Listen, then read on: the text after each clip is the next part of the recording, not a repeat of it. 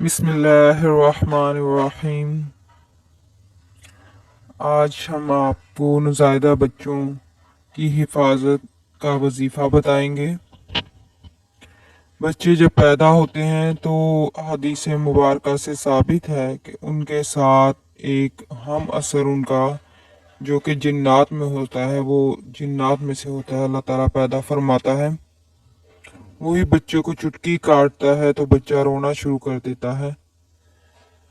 तो ये तो दुनिया का असूल है कि अल्लाह ताला ने जिस तरह इंसान को पैदा करना है, लेकिन इंसानों पर भी है कि फिर वो उस बच्चे की हिफाजत के लिए जो तरीके बताए गए हैं उन पर अमल करे, ताकि उसके ईमान की हिफाजत हो सके, वो लाइलाज बीमारियों से बचा रहे, हादिसों से बचाव हो सके। अंधा, बहरा, गूंगा, माजूरपन, ये किसी को भी अल्लाह ताला, ये जो बाद में होते हैं, ये उन किसी को भी अल्लाह ताला पैदा नहीं फरमाता, लेकिन ये कुछ जिन्नात होते हैं जिनकी वजह से बच्चे लाइलाज बीमारियों में मुब्तला हो जाते हैं।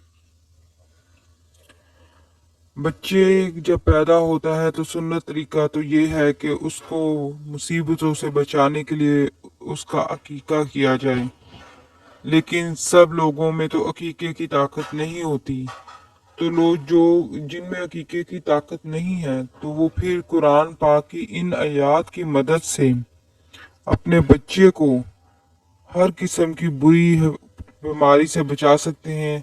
वो इन आयात को पढ़ के, सूरह तगाबुन की इन आयात को पढ़ के अल्लाह ताला से मदद मांग सकते हैं कि हमें इतनी ताकत नहीं कि हम अकीका करें या हम इन इसके बालों के बराबर चांदी सदका कर सके ताकि ये मुसीबतों से बचा रहे।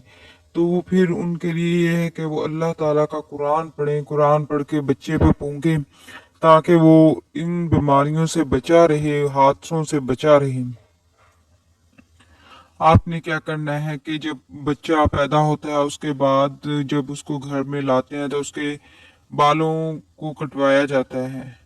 उसके जो पहले बाल हैं उनको लाजमी संभाल कर रखें।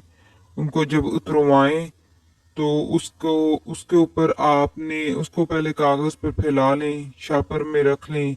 उसके बाद उस पर 5 आयात सूरह तगाबुन की पहली 5 आयात 41 दफ़ा बिस्मिल्लाह के साथ पढ़नी है, यानी 41 दफ़ा ही बिस्मिल्लाह पढ़ी जाएगी। बिस्मिल्लाहिर्रहमानिर्रहीम पढ़ें, पहली 5 आयात पढ़ें, फिर बिस्मिल्लाहिर्रहमानिर्रहीम पढ़ें, फिर वो 5 आयात पढ़ें। इस तरह 41 दफ़ा मुकम्मल करें।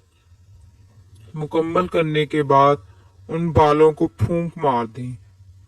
फूंक मार के बाकायदा दुआ करें अल्लाह ताला से कि अल्लाह ताला, क्योंकि इन आयात की बदौलत अल्लाह ताला उसको मौत तक 5 आफत और 5 बीमारियों से बच्चे की हिफाजत फरमाएंगे।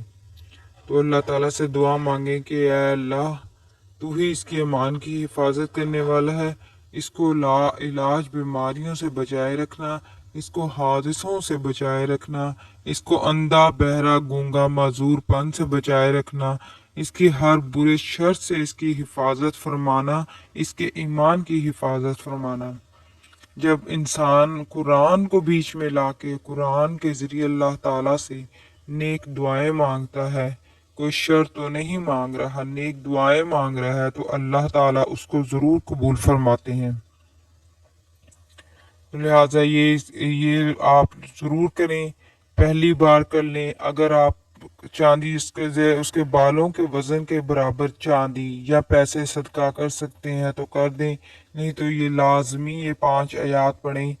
पहले बालों पे भी पढ़ लें, दूसरे बालों पे जब दूसरी बार उतरवाएं बेशक उन पे भी पढ़ लें, फिर उनको महफूज कर लें।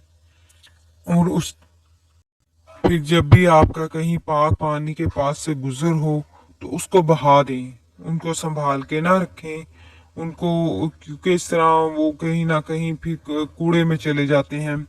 तो जब बाल या नाखून ऐसी चीज़ है कि जब ये गंदी जगहों पे जाते हैं तो इंसानों को बीमारियां लगती हैं। जो बुरी ताकतें हैं जिन्नात में से, वो उनकी तरफ मुतवज्जा हो जाती हैं और वो उसको बीमारियां लगवाती हैं उन बालों, बच्चों और नाखूनों के ज़रिए।